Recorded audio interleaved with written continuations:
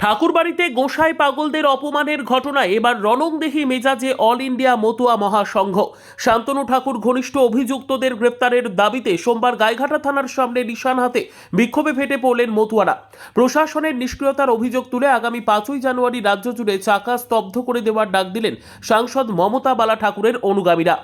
আগামী 5 তারিখ অর্থাৎ 5ই জানুয়ারি সোমবার ঠিক বেলা 12 ঘটিকায় সারা বাংলার বিভিন্ন জেলা জুড়ে আমাদের যেখানে যতটুকু সংগঠন আছে অবরোধ কর্মসূচি পালন হবে আগামী 5ই জানুয়ারি সোমবার বেলা 12টায় একই টাইমে একই সময় রাজ্যের বিভিন্ন প্রান্তে এই অবরোধ কর্মসূচি হবে। নান্টু গোসাই অর্থাৎ গোসাইদের প্রতি অসম্মান এবং এসআইআর নামে যে হ্যারিং চলছে সেই হ্যারিংয়ের মধ্য দিয়ে যাতে কোনো মতুয়ার নাম, কোনো দলিত আদিবাসীদের নাম বাদ না যায় সেই দাবিতে আমাদের এই বিক্ষোভ কর্মসূচি, অবরোধ কর্মসূচি চলবে।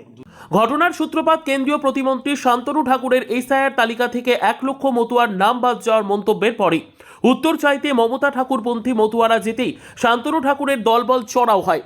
অভিযোগ ওঠে মারধর করা হয় গোসাই পাগলদের, যার জেরে হাসপাতালে ভর্তি হতে হয় গোসাই পরিষদের সম্পাদক নান্টু হালদারকে। এরপরই মোট 13 জনের বিরুদ্ধে লিখিত অভিযোগ দায়ের হলেও 4 দিন পেরিয়ে মাত্র একজনকে গ্রেপ্তার করেছে পুলিশ।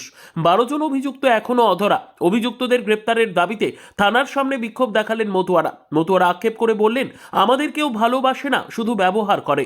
এ লজ্জা তো ভাষায় ব্যক্ত করার নেই। এটা বড় মর্মান্তিক ঘটনা।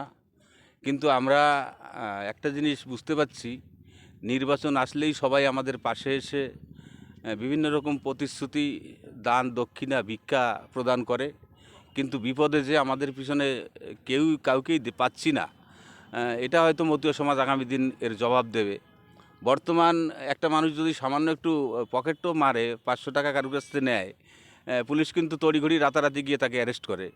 আর আপনাদের মিডিয়া যে কভারেজ, যে ছবিগুলো আপনারা দেখেছেন, সোশ্যাল মিডিয়ায় ঘুরে বেড়াচ্ছে, যেভাবে মানুষকে মারছে, এদের প্রত্যেকের মুখ, চোখ, মানুষ, এদের সবাইকে শনাক্তকরণ করা যাচ্ছে।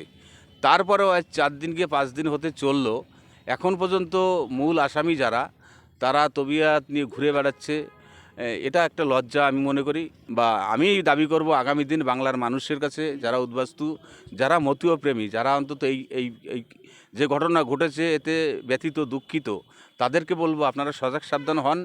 আমাদের সবাই ব্যবহার করছে, আমাদের দুঃখে আমাদের পাশে কেউ নেই, আমাদের কেউ ভালোবাসে না। অল ইন্ডিয়া মতুয়া মহাসংঘের দাবি, আগামী 24 ঘন্টার মধ্যে বাকি 12 জনকে গ্রেপ্তার করতে হবে। দাবি পূরণ না হলে আগামী 5ই জানুয়ারি দুপুর 12টা থেকে সারা বাংলা জুড়ে পথ অবরোধ করবে মতুয়ারা। অন্যদিকে শান্তনু ঠাকুর পরিচালিত গোষ্ঠীর পক্ষ থেকে সুখেন গাইন এই আন্দোলনকে গুরুত্ব দিতে নারাজ। তাঁর কটাক্ষ, অবরোধ ওরা করতেই পারে, কিন্তু সেদিন মতুয়ারা বুঝিয়ে দেবেন যে সাধারণ ভক্তরা ওদের সঙ্গে নেই। ঠাকুরবাড়ির পারিবারিক বিবাদকে ঘিরে যথেষ্ট উদ্বিগ্ন মতুয়ারা। 5ই জানুয়ারির এই সংঘাত কোন দিকে মোড় নেয়, এখন সেদিকেই তাকিয়ে রাজনৈতিক মহল। Bureau report, digital news Bangla.